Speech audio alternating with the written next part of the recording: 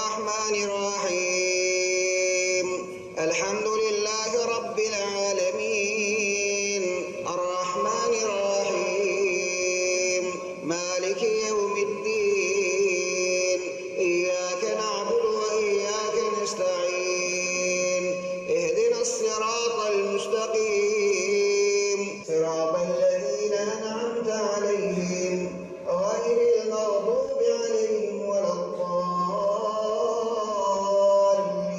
آمين الله أكبر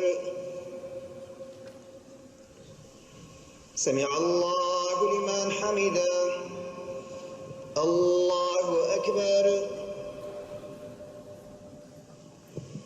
الله أكبر السلام عليكم ورحمة الله السلام عليكم ورحمة الله آمنا بالله وباليوم الآخر وما هم بمؤمنين وإذا قيل لهم لا تفسدوا في الأرض قالوا إنما نحن مصلحون فلما أضاءت ما حوله ذهب الله بنورهم وتركهم في ظلمات لا يبصرون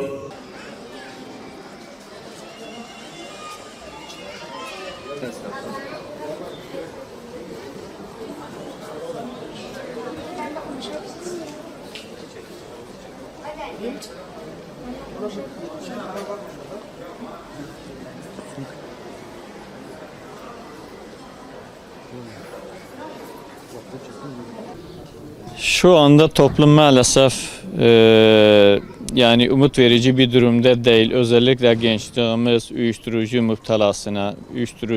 müptelasına kapılmış bir durumda.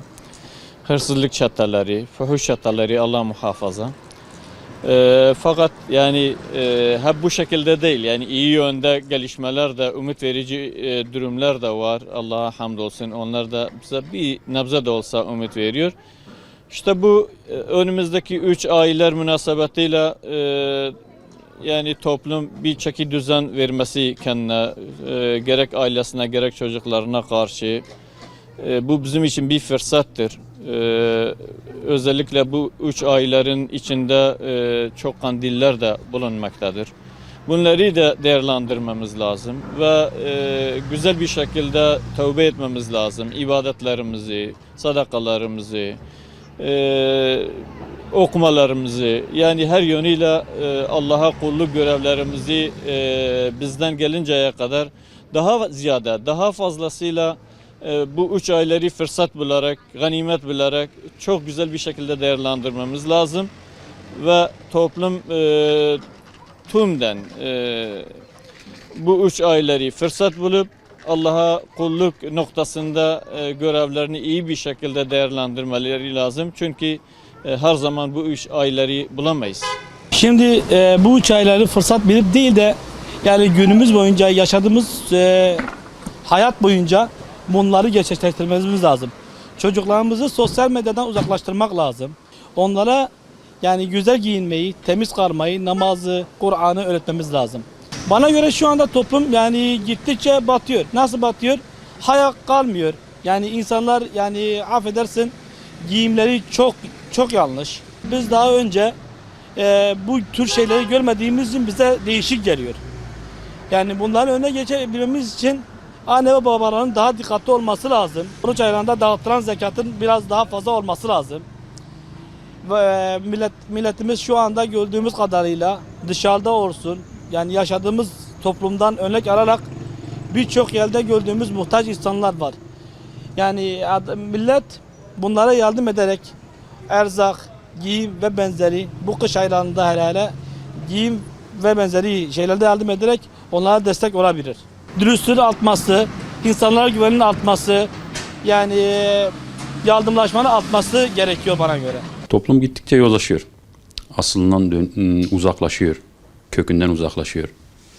Genelde de bizim bölgemiz eskiden çok muhafazakardı. İnançlarına bağlıydı ama şu anda onu görmek biraz zor. Son 15-20 yıldır tamamen kayboldu gitti. Yani aile bağları koptu. Bu teknoloji etkisi de var. Teknoloji insanları inançlarından uzaklaştırdı. Aile bağları koptu. Bireyler birbirinden uzaklaştı. Yani toplumun köküne dönmesi gerekir. Özüne dönmesi gerekiyor.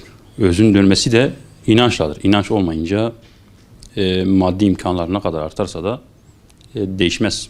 Yani gittikçe de birbirinden uzaklaşır ve fertler tek başına bir hayatlarını sürdürmeye çalışırlar.